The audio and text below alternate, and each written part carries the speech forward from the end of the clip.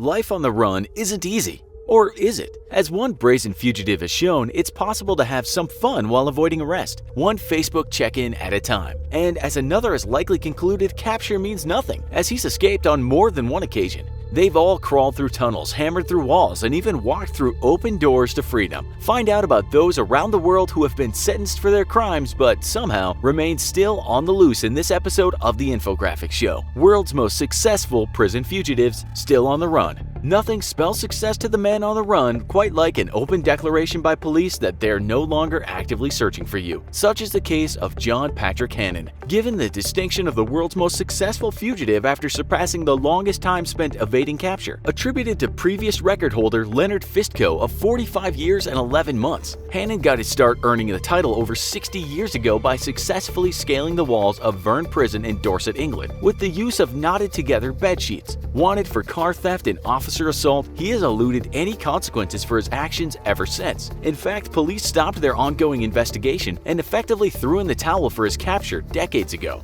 There is reason to believe the now 83-year-old has fled to his native Ireland. In a last-ditch effort to apprehend him, police once addressed Hannon himself and suggested he do the right thing and come forward to face accountability. Unsurprisingly, he decided not to write in as they requested. John Anglin, Clarence Anglin, and Frank Morris, if still alive, have been frustrating law enforcement for almost just as long. These three made a prison break from California's Alcatraz over 50 years ago, in June of 1962. What makes their escape exceptionally impressive is that the prison was surrounded on all sides by the frigid waters of the San Francisco Bay. Not only did they have nerves of steel to take the plunge, but they pulled off an intricate and well-thought plan that defied all odds in order to make it possible. First, the men created dummies in their likeness that they placed in their beds. Then they journeyed through some holes that they'd made in their cells, down a corridor and to the outside, where they collected a raft that they had previously inflated with a musical instrument. If they didn't succumb to the elements and get swept away with the current, they succeeded where dozens had failed in breaking out of a prison that had earned itself the name of the Rock. Omid falls short of Hannon in the Alcatraz escapees when it comes to time spent eluding authorities. However, he can take pride in another statistic. This is that he's been captured many times. He's also escaped just as many. Even upon being locked up in the maximum security Port Coquitlam prison, he was able to break free after bribing a security guard. Dressed as a janitor, mopping the floor as he went, the lure of cold, hard cash bought Mr. Tavili his escape from where no one had ever escaped before.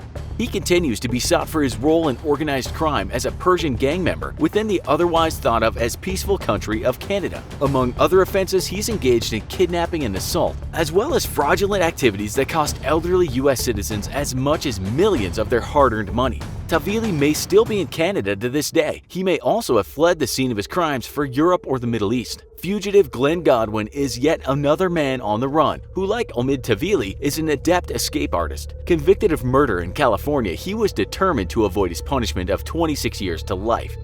He initially plotted to break out of the Duell Vocational Institute and flee, but upon getting caught, was transferred to Folsom State Prison, renowned for its impenetrable security. In fact, in over the 100 years the prison has been open, few have ever escaped.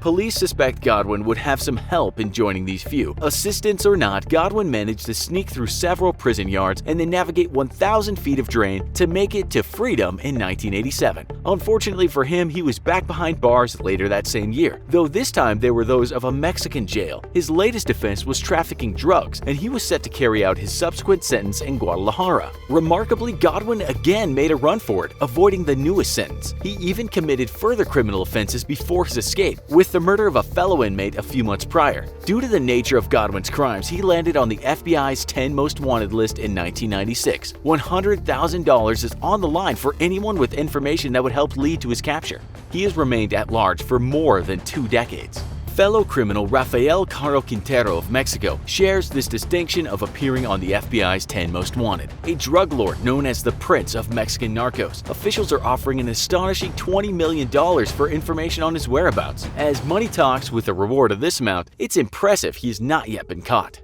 Convicted for drug trafficking and the murder of a U.S. DEA agent in 1985, U.S. representatives were in shock when, after 28 years served of his 40-year sentence, a judge temporarily freed Quintero on a technicality. However, before he could be arrested a second time, he had disappeared. It's believed he was still actively engaged in drug trafficking while incarcerated and remains involved today. Further, he's been named the co-leader of the infamous Sinaloa cartel, once headed by the now incarcerated Joaquin Guzman. Authorities hope Quintero will soon share Guzman's present role as well as his last, joining him behind bars as an answer for his crimes.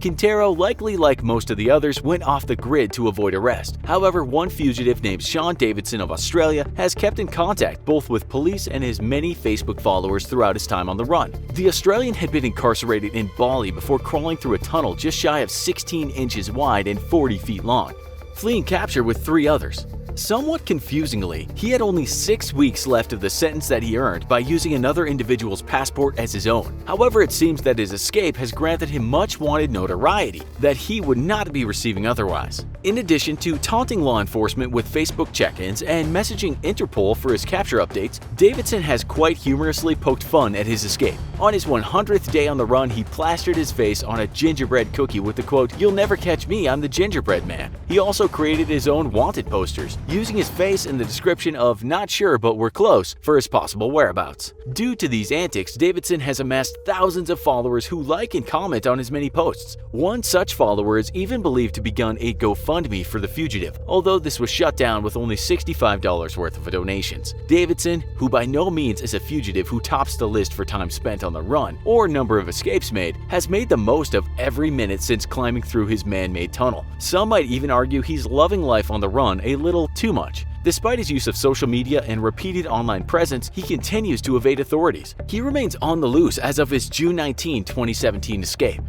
Fugitives all around the world have avoided capture for years. Some have disappeared for decades without so much of a trace. Others have been caught but then escaped again. Rewards of thousands to multiple millions have failed to bring in some, while even the constant use of technology and social media have not betrayed the location of others. Each of these criminals has succeeded at life on the run.